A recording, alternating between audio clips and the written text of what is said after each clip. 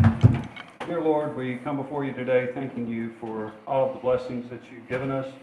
We ask that you continue to bless our lives, and we ask that you watch over our meeting that we have today and guide our hearts and minds to make decisions in the best interest of our water system and its members.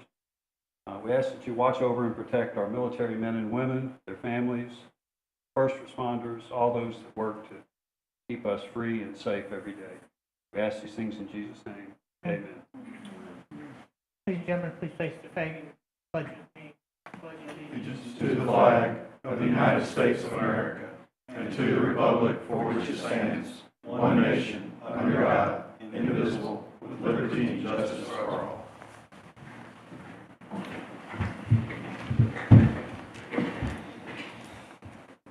All right, welcome everyone to our special meeting that we have today. I'd like to announce that we do have a quorum. We have audio and video recorders in use, and if you'd like to address the board, please fill in the member forum sign-in sheet, and you can address the board. First item of business is commercial impact review for Ken Walters and the TG Navarre Beach campground accounts. Mr. Krigler. Yes, thank you. So these are the two remaining accounts we're working on for our commercial impact fee review. I guess before I dive into Mr. Walters' account, we have not to date received a request for the ERU transfer. That does need to come from him. So at the June 20th meeting, we had tabled any action on his account. After that meeting, I directed staff to re-review the entire account, go back, look at everything. And they did find some 3 additional payments that were made on the account at Woodside Living. So they had looked in this, what's called this cash receipting system. It's like a ledger of all the transactions that Member Services does, all the payments, and it's just a listing by date. So what they did was they took the date of the payment they had, cross-referenced it with this ledger, and they did find 3 more quarterly payments. So what it does is adjust the Woodside Living account to 4 ERUs, and it essentially brings his amount owed down to 0. That is pending a request for the ERU transfer. Remember, we've got, not only do we have this, but we have, he has 4 different accounts, and we were gonna do the ERU transfer from ones that he had overpaid versus accounts where he had owed more. So I've been corresponding with Mr. Walters. I talked with him a couple days after the board meeting, also emailed him last week, and he said that the request was forthcoming, but we never received anything. So since it requires him to request it, I kind of feel like we kind of are still waiting on him. And, we can, see if we have anything by the regularly scheduled July meeting. You think he knows that's required before we can act? I'm pretty sure he's clear on it. It was, I've said it. It's been in writing a couple times that I think we even directed his, made that clear to his attorney as well. We've been working with, him and his attorney. So, Well, I think we as a board should discuss the ERU transfer as how we're going to handle that. In other words, are we going to do this on a case-by-case basis? Are we going to, if this situation comes up again for another member, automatically allow ERUs to be transferred? Which would require that we change, our current policy and practice on that. So I'd like to know what the feelings of the board is regarding whether or not that's something we want to do and how we want to do it. The current policy states what? There's no transfer of ERUs of any kind. Why is it? That is the policy. Why did we start down this path? We're looking for solutions, and it is a fair solution. I mean, he did pay for that capacity. He's losing it in one instance and gaining it in another. So, in my eyes, it wasn't unfair to other customers. what are we gonna do when somebody comes in and, let's say they own a property that has a restaurant on it, they buy a new property for a commercial venture. They close the restaurant down and want to transfer the ERUs to the new property. Sure, that's What are we gonna do then? no idea. That's what we're here It'd be up to you. Yeah, that's It'd what be up we're to us, just like this is up to us, but it's not we Sure. kind of need a rule and kind of need to stick with it, in my opinion. Well, the rule has always been that it's not allowed, and the only time it's been allowed is because it's come before this 7-member board, and you have or have not allowed it. So That was nothing one, that was changes. one occasion, so it's only been used once in past history. Probably more than once. I can only remember a couple of times since 2014 that I've been in part of a meeting where it's been addressed. And I only know one instance where it was allowed, and that was really a special instance where the development didn't occur before the transfer was allowed. So the only other instance I know is it wasn't approved. It was a very small transfer, but And I think what staff was thinking is that this first round of the commercial impact fee review really is kind of a special circumstance.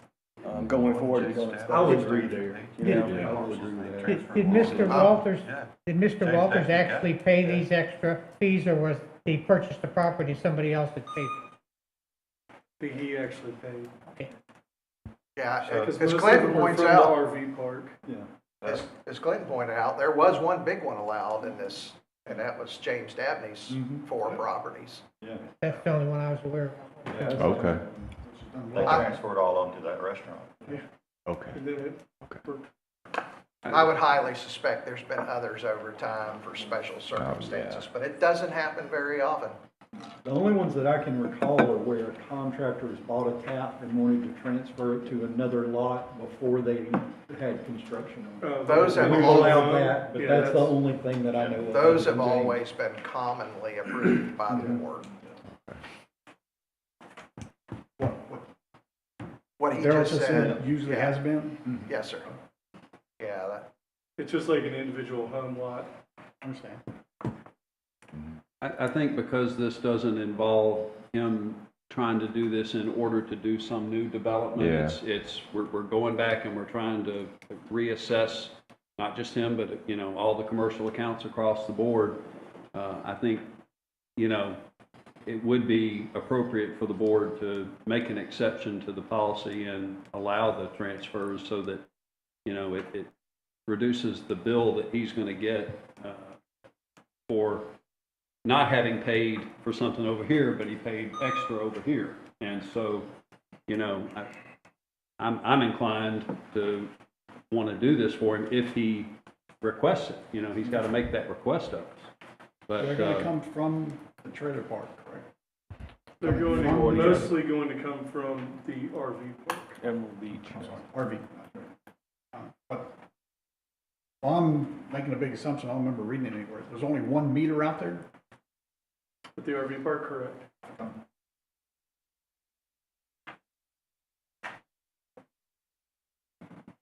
How do we do this in the future what's our policy in the future if we establish through the customer, how many ERUs they think they're gonna use, and then we follow up and see that they're using either less or more, is that adjusted automatically at some point? Well, that's the annual review process, That right? is, yes, that is that's this process really. Now, if you're asking how do we determine, you know, what they're paying up front and where our responsibility lies, on pretty much every project, I stress to them to use historical data. And if they don't, you know, that's kind of on them. And they're fully aware that they're paying probably a premium for not using the data. So we are making every effort to try to get these developments to use data. Well, that's what I'm seeing, and I'm curious, you know, we allow this transfer. It could bite him in the butt later if something, and then he'll be assessed it again, so. Well, to yeah, I'd me, like to You'll know be how- aware that once these transfer, that's all it is. If there's additional, you'll have to Yes, pay the additional impact If later. all the- exactly, so Yeah. pretty fair. All the accounts I are mean, very close to He runs over. being over even after the transfer.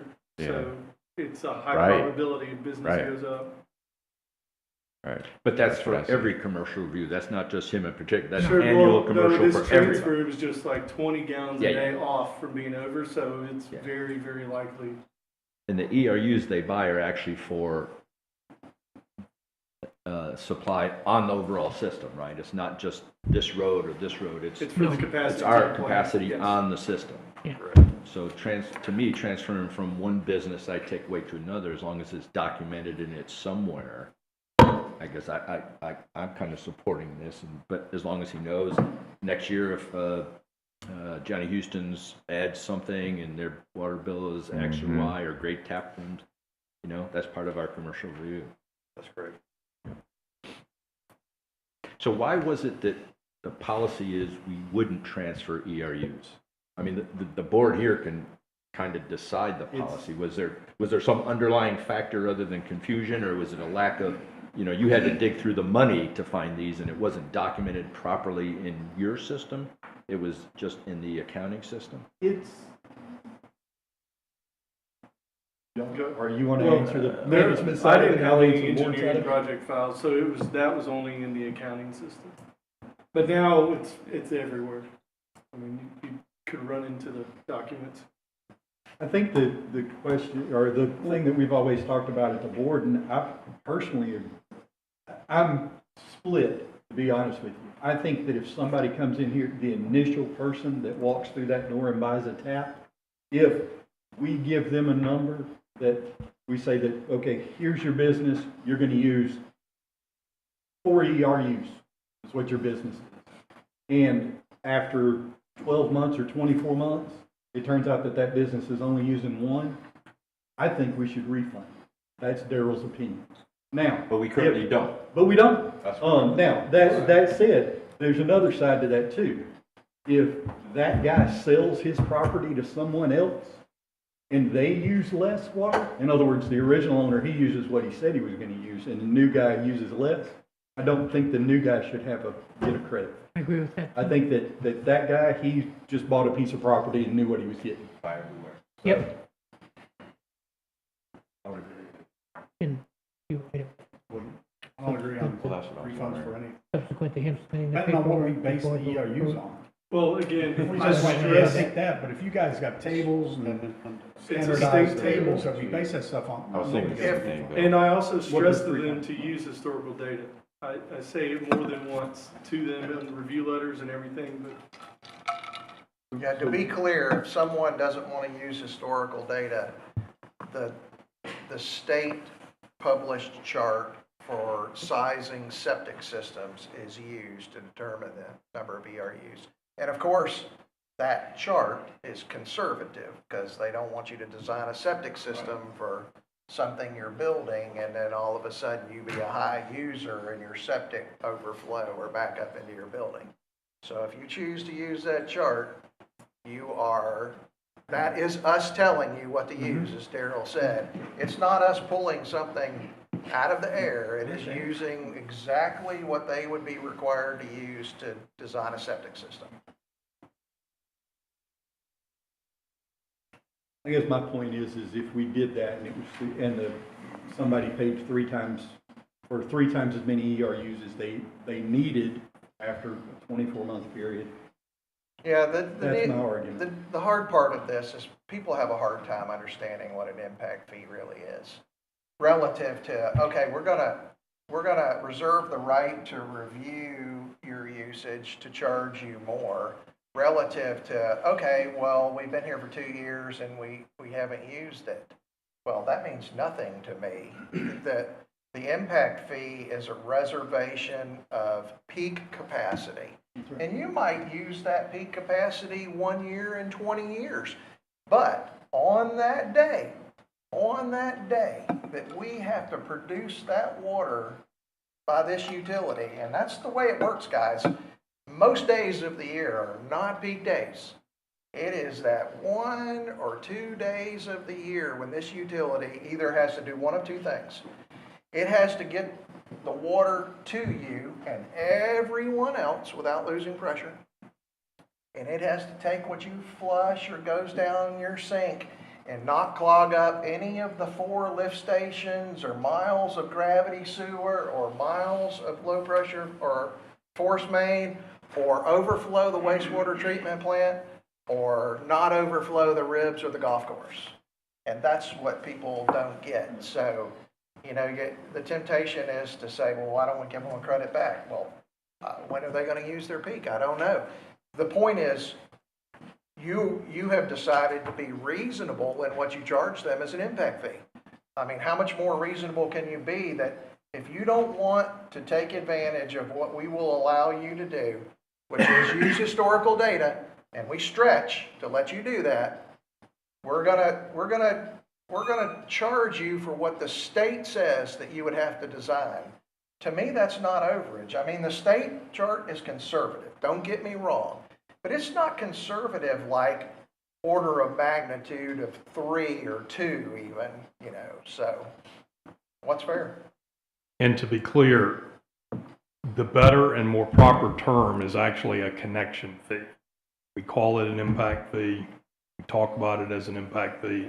Really a connection fee. It's holding capacity, not just like Phil said.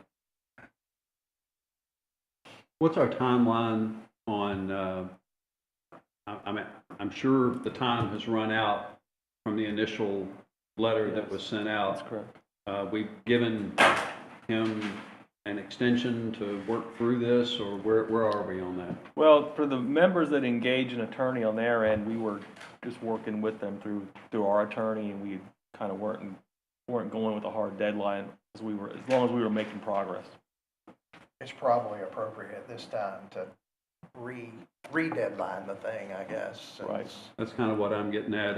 We've asked him to make a request to the board. I think we even mentioned that at the meeting when he got up and spoke. So I think, he knows what needs to be done. He knows what we're likely going to be willing to do. We just need to get that formal request from him. I'd like to see us get that from him before our next meeting. He is aware of our proposal now, our plan? I believe so. I'll follow up with him and let him know. Now, there was a You second need to. business that was still, we were working with. Did we talk about that? I didn't hear who the other one was. I think they were all his, weren't Are they all his? Yeah. Okay.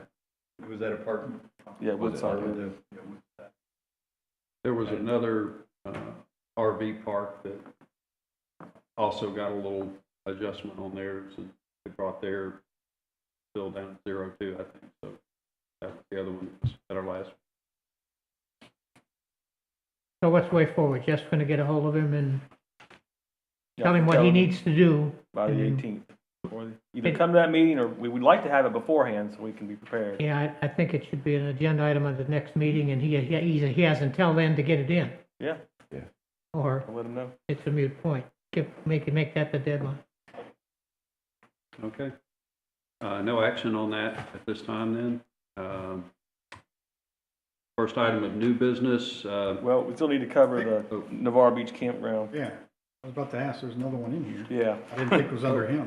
okay. Yeah, no, this is the, it's called TG Navarre Beach Campground. It's the name of the company that, I guess, manages it. So this actually account was the largest amount owed, in our commercial impact fee review process this year. Also, obviously, it's also an RV park. Corey's been corresponding with them probably for 4 or 5 months now, trying to work through it. And kind of like the others, there was some limited paperwork at the very beginning. This account goes back to the late 80s, early 90s. So we were having to work with what we have. At the June meeting, we reduced the ERU per space, or increased actually from 0.1 to 0.25. That helped him out. It lowered it some. But we've also kind of revisited number of sites that he should get credit for. We originally had him at 60. I think based on a re-review of the file, based on a long letter he sent requesting additional consideration, I think we're now recommending that he be credited for 75 sites. When you factor that in, it would get him to about $57,000 owed, and that's we believe he's going to accept that. So we think this will. Oh, we do? We do. He said as much in writing. So we feel like we can get to an equitable solution on this one and move forward on this account. And then you'll have a good baseline for next year. We'll have solid documentation. There will be no arguing about ERUs. He'll agree what he has on file, and we can move forward. So we think this is a good solution.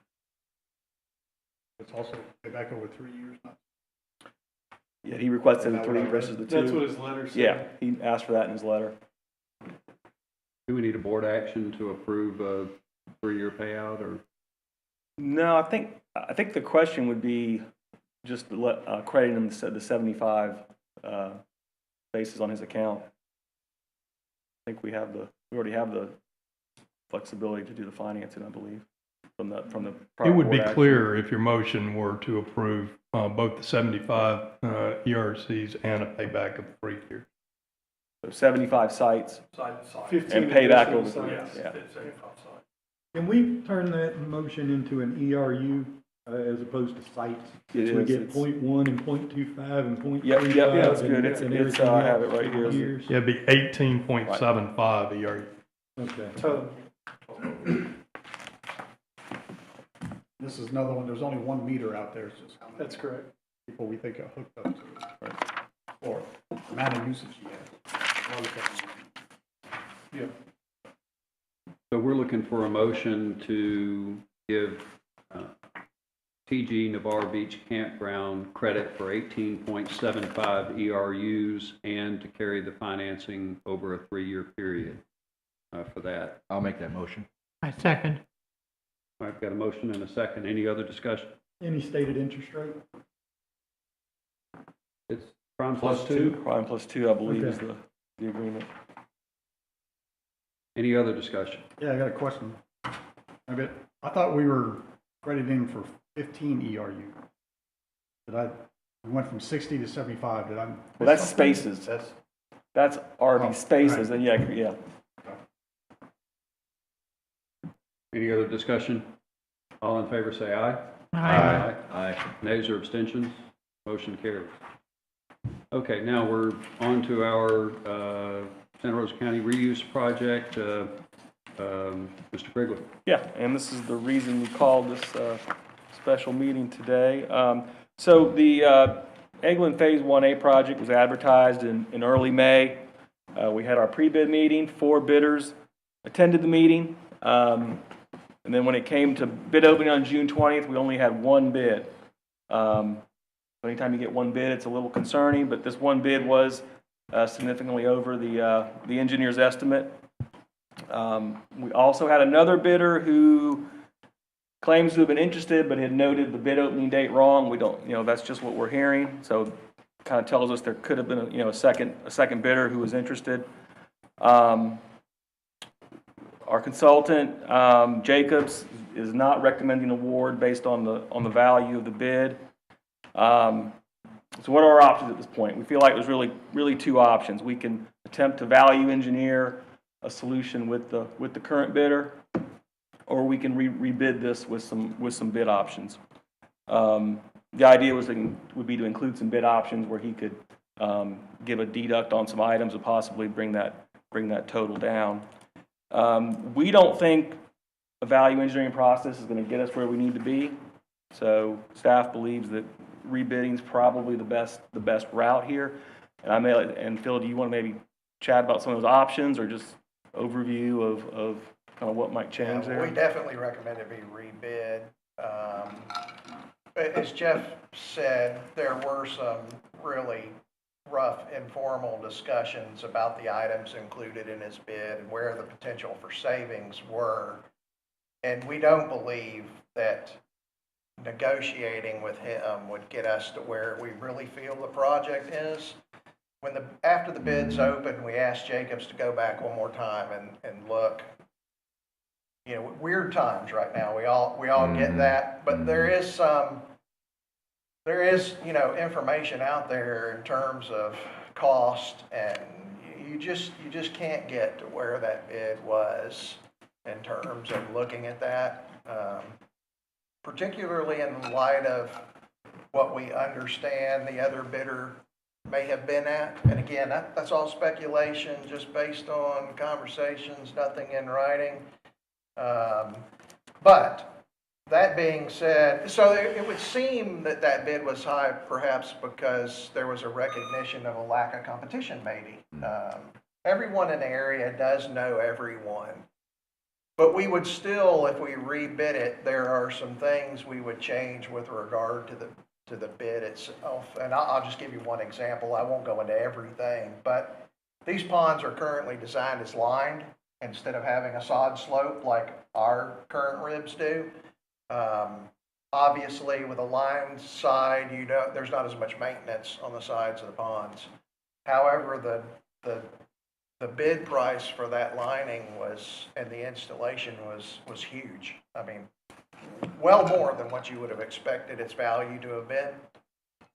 And that's pretty easy to price. But we would take that as a deduct in the bid. We would leave the base bid as it currently is, but we would take some deductive alternates for some things, such that if you got one bidder, two bidders, three bidders in the next bid, and it were still excessively high relative to, what we think the ultimate cost to all involve, all the projects are going to be, that we would have some options to reduce the cost of that project. So that's how we would intend to proceed with it.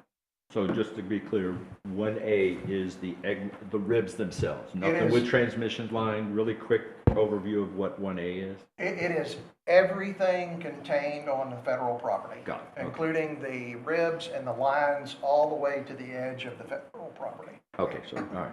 But no one else besides this contractor will have to work on federal property. And so if we go to rebid this 30, 60 days, obviously we still have time because we haven't gone to the other portion. Correct. Our big deadline, of course, is our $19.5 million loan. The final drawdown is June 24th, June 22nd of 2025. That is the last date which we can request, money to be drawn down. But that's on the other phases, stuff like our upgrade to the plant that we can control and the transmission line. Right? Yes, well, that's the last date for any amount of money. But if we rebid this project and awarded before next June, it would still give the contractor the year that we're giving him to do this project. So there is time to rebid it. We're not concerned about timing. So Phil, you want to put it out as is, not with those small changes that you? No, we are. So just technically speaking, if this board elects to re-advertise this project tonight, how we will technically do this thing, we will re-advertise the project and we will reissue the project exactly the way it was bid previously. And then just to start the time process, yes. And then by addendum, we would change the bid form and the direction on those particular items on how to change them. We do not believe that anything we would change would require a change of plans, and we are specifically trying to avoid Jacobs having to go back and actually change any plans. So is the liner mandatory? We can't use? No, that's purely optional. Okay. Purely optional. Okay. Grass. Good. It affects the slope. As the slope gets steeper, you got to have the liner. Less steep slope, less. And again, not to go down the rabbit hole, but if we do remove the liner, the slopes are at a pretty steep slope, 3-to-1. We would probably lay the slopes back at a shallower slope. Yeah. So, and of course, any change, Santa Rosa County, as a courtesy, was allowed to review the plans and had no comments initially, and we would do the same thing with any change we're going to make as well too. We've already discussed with them how we're thinking about doing it, and they have no problem with that. So. Thank you. All right, so anyone want to make a motion? I make a motion that we rebid the regional reuse phase 1A bid process. We have a motion? Second. Okay. Any other discussion? Don? Yeah, actually, I do have, do we have any issues with, there's no problems with rebidding this thing after somebody's already met the deadline and we're not going to open it up? No, the owner in the documents reserves the right to reject any and all bids, and you will be doing that. The reason we did this in the time frame that we did, however, is to notify him within that period and to return his bid bond, because we would like to save him any cost he might have incurred in that bid bond. So we want to make sure we don't cost him anything. Don, you had a question? Oh, okay, I thought you raised your hand. And board members, just to remind you, the reason we did it in this special open meeting is because, again, this is involved with the Eglin project, which we are operating in the sunshine. Right. Right, any other discussion? All those in favor say aye. Aye. Aye. Nays or abstention? Motion carries. Next on the agenda is the Service First Bank loan. Mr. Brigley. Yeah, it's just an informational item.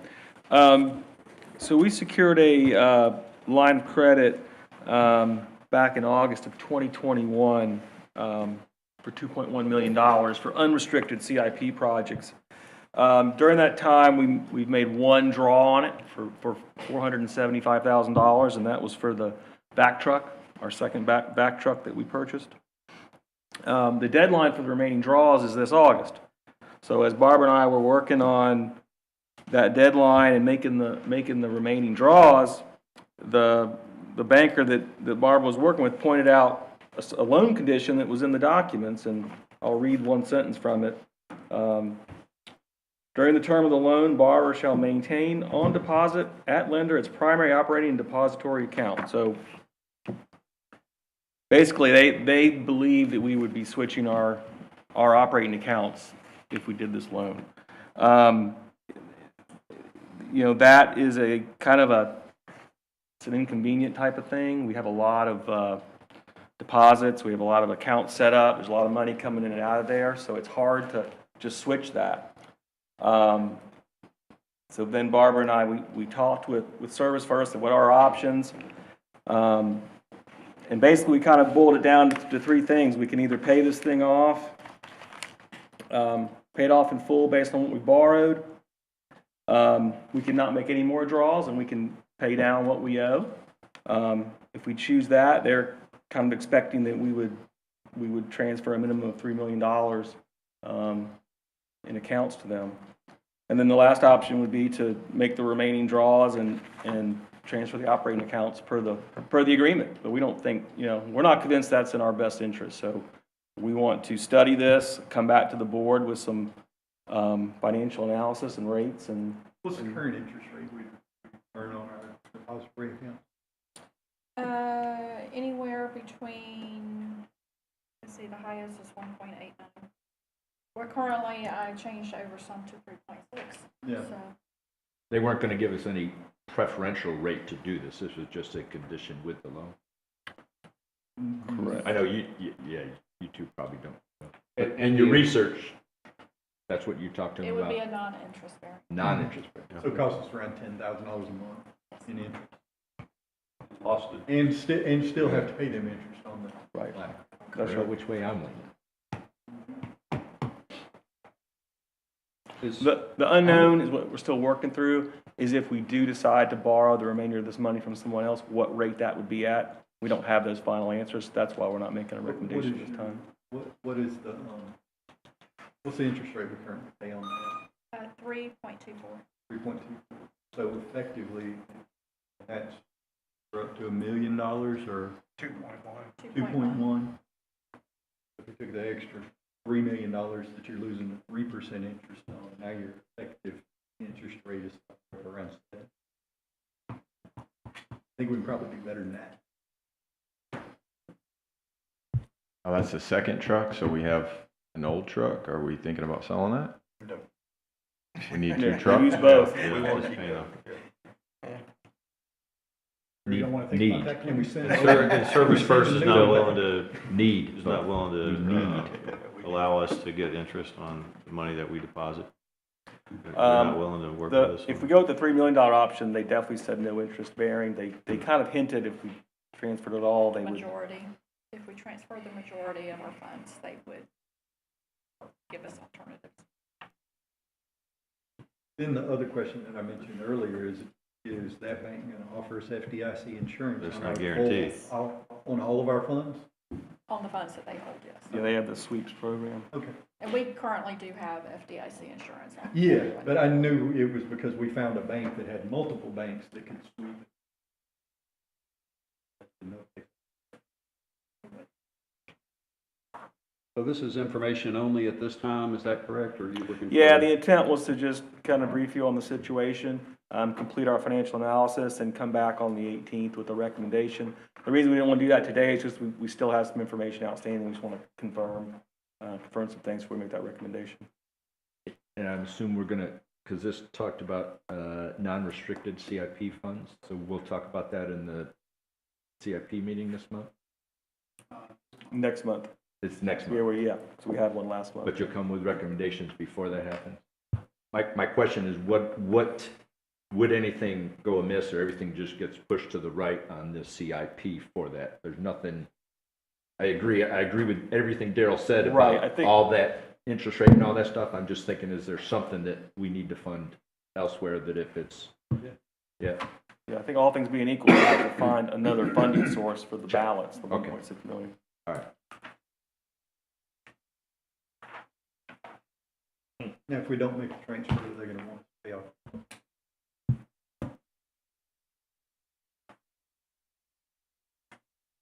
Okay. Any other discussion on that item? All right, we're going to move on to member forum. Do we think we have any member forum?